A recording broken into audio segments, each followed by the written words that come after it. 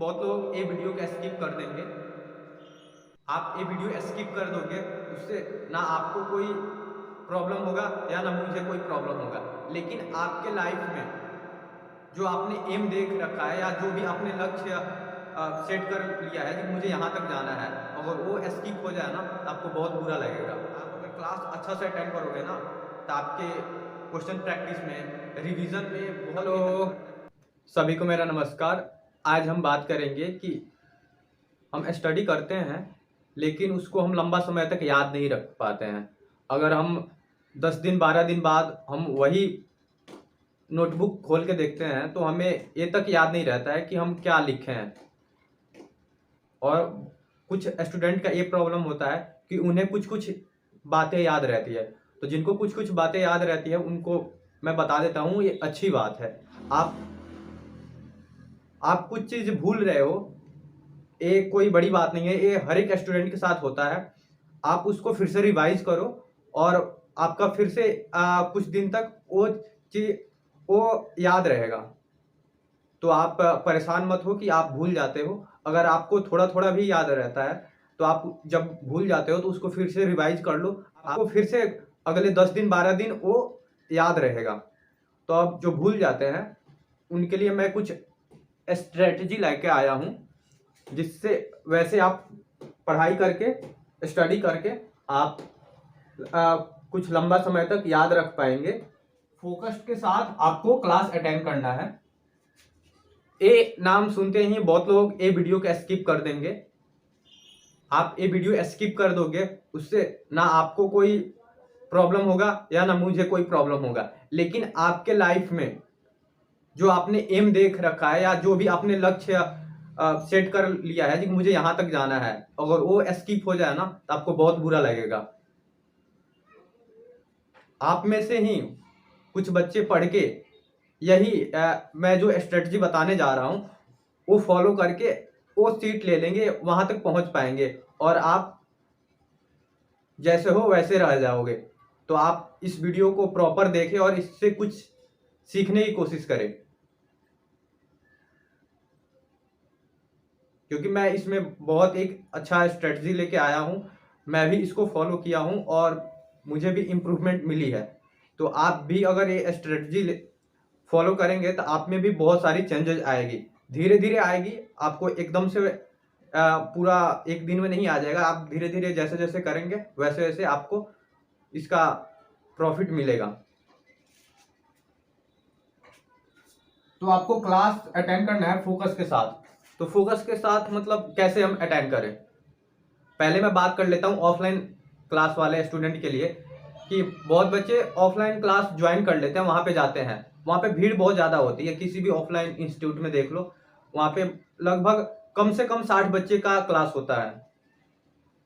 आप अगर पीछे बैठ गए या कहीं भी बैठ गए, अगर टीचर आपको पढ़ा रहा है, आप पीछे क्या कर रहे हो उसको टीचर को कोई मतलब नहीं है। आप पीछे बेंच के नीचे बैठ के मोबाइल चला रहे हो, गेम खेल रहे हो या इंस्टाग्राम कुछ भी चला रहे हो, वो दिक्कत आपको देगा ना कि टीचर को। टीचर तो आके पढ़ा के चले गए।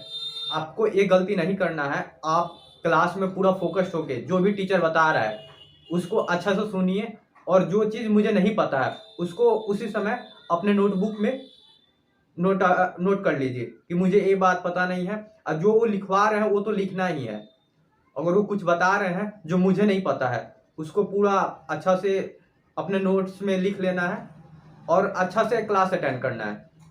आप क्लास जब अच्छा से अटेंड करोगे ना तो आपको मैं इसके आगे एक और बताने वाला हूँ, वो आपको बहुत ईजी तरह से और भी ज़्यादा समझ में आएगा और उसमें आप और भी अच्छा बेहतर कर पाएंगे।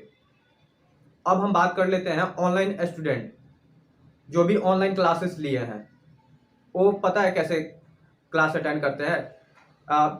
मोबाइल ले लिए, वीडियो लेक्चर स्टार्ट कर दिए। हाँ, क्लास तो चलने जा रही है, ना हम उसका नोट्स बना रहे हैं, ना उसको प्रॉपर हम अच्छा से उसको सुन रहे हैं। सर पढ़ा दिए, ये इसमें होता है बस।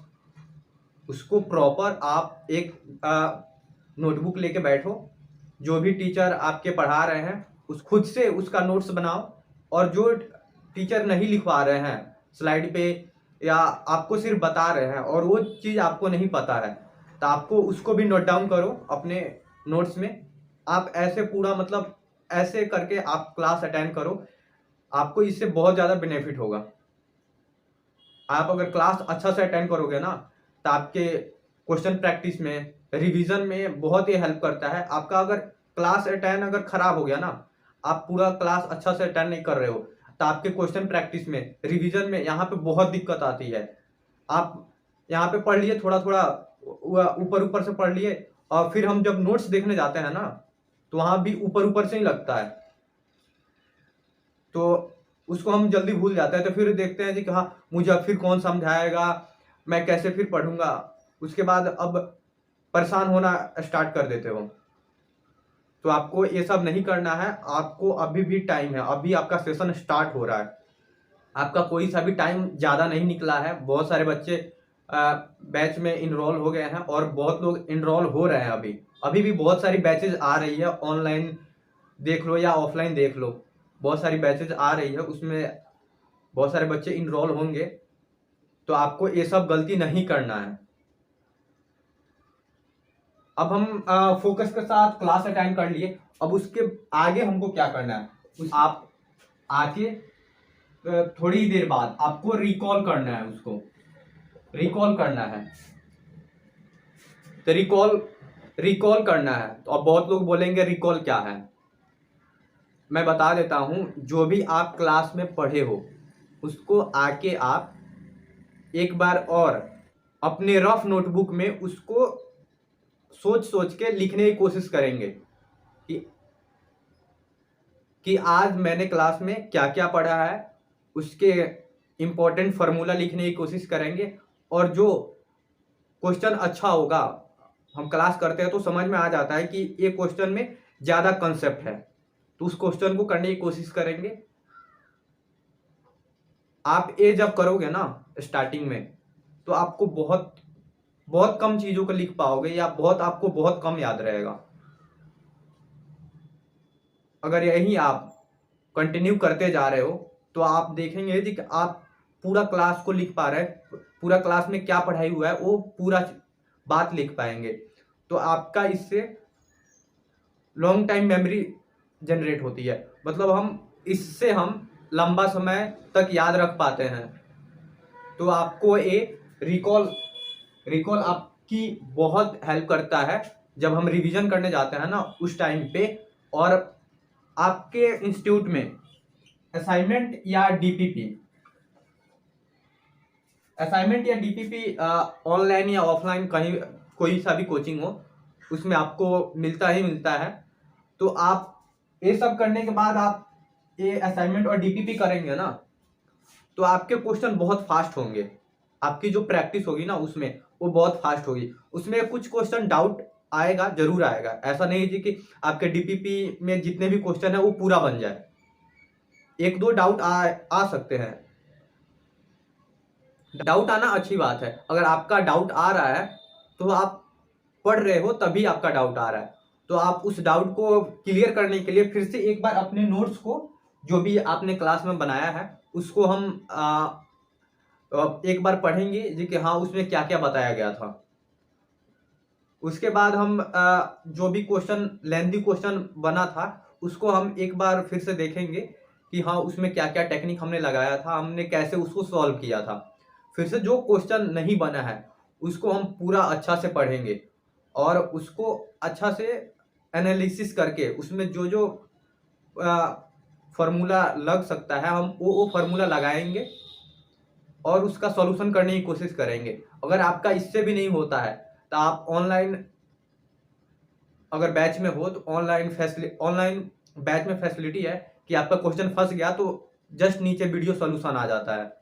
ऑफलाइन बैच में बहुत जगह ये फैसिलिटी नहीं है, वो ऑनलाइन भी कहीं कहीं दे देते हैं जी कि हाँ आपको डाउट है तो आप ऑनलाइन पूछ सकते हैं, या तो आप नेक्स्ट डे क्लास में जाके आप इस डाउट को क्लियर कर सकते हैं। तो आपका डाउट आ रहा है तो ये अच्छी बात है, आप इससे परेशान मत हो। आपका डाउट आ रहा है ये तो अच्छी बात है, आपको ये डेली करते जाना है। अब हम एक चैप्टर का 10-12 लेक्चर हुआ, या मतलब 10-12 दिन लेक्चर में कंप्लीट हुआ। आपको इसको फॉलो करना है, इसको फॉलो करना है। उसके बाद हम आपके डेली 3 सब्जेक्ट होंगे या 2 सब्जेक्ट क्लास चल रहे होंगे। अगर आप ड्रॉपर है तो डेली 3 क्लासेस चलते हैं। अगर आप 11-12 में हो तो बहुत जगह 2 क्लासेस ली जाती है वह एक दिन में, या 3 क्लासेस भी होती है। तो आप अपना जैसे आपका शेड्यूल है वैसे आप ये सब चीज़ों को फॉलो करेंगे अपने शेड्यूल के हिसाब से जी कि आपका कैसे बैच है, क्या क्लासेस डेली 2 क्लास चलती है या 3 क्लासेस।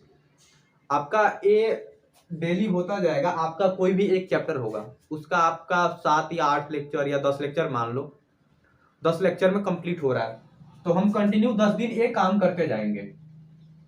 ऐसा एक कंटिन्यू मैं बार बार बोल रहा हूँ, इसको लगातार आप करते जाएंगे तभी आप में इम्प्रूवमेंट आएगी। अब आप एक दिन कर लिए नहीं आएगी इम्प्रूवमेंट, आप इसको लगातार करेंगे ना तब आप में जाकर इम्प्रूवमेंट आएगी, वो भी थोड़ी थोड़ी आएगी। ये नहीं जी कि एक दिन में पूरा मतलब 100% हो गया। आप लगातार करते जाएंगे तो आप में इम्प्रूवमेंट आएगी अपने आप देखेंगे थोड़ा थोड़ा, जैसे जैसे आप बढ़ेंगे ना वैसे वैसे आप में थोड़ा थोड़ा चेंजेस आएगा। तो आपको इसको पॉजिटिव वे में लेके आपको आगे बढ़ते जाएंगे। और जब हमारा ये सब अच्छा से होने लगता है ना, हम डीपीपी के क्वेश्चन बना लेते हैं तो हमें पढ़ने में भी इंटरेस्ट डेवलप होता है। हमसे जब क्वेश्चन होने लगते हैं तो पढ़ने का भी मन करता है। अगर हम बात कर लेते हैं अब 10 दिन 12 दिन के बाद हम भूल जाते हैं, तो आप भूल जा रहे हो ये अच्छी बात है, क्योंकि आप भूल रहे हो तब भी आप फिर से एक बार उसको याद कर पाओगे। तो आप कुछ चीज़ों अगर ऐसा कर रहे हैं तो आप बहुत कम चीज़ों को भूलोगे, बहुत कम से टॉपिक भूलोगे। तो जैसे मुझे लगा जी कि हाँ मैं 10 दिन 12 दिन या 1 हफ्ता या 3 दिन या 4 दिन पे भूल जा रहा हूँ। सबकी माइंडसेट अलग है। मेरा ले लो तो मैं 1 हफ्ते 10 दिन 12 दिन तक टॉपिक को याद रख पाता हूँ। अब आपकी माइंड की कैपेसिटी अलग है, अपने अकॉर्डिंग आप इसको सेट कर लेना कि हाँ मुझे 4 दिन या 5 दिन बाद मैं भूल जाता हूँ, तो उसके जस्ट बाद हम फिर से उसको रिवाइज कर लेंगे। आप ऐसे रिवाइज करते जाएंगे तो आप देखेंगे जी कि आपको बहुत सारी बातें लंबा समय तक याद होगा।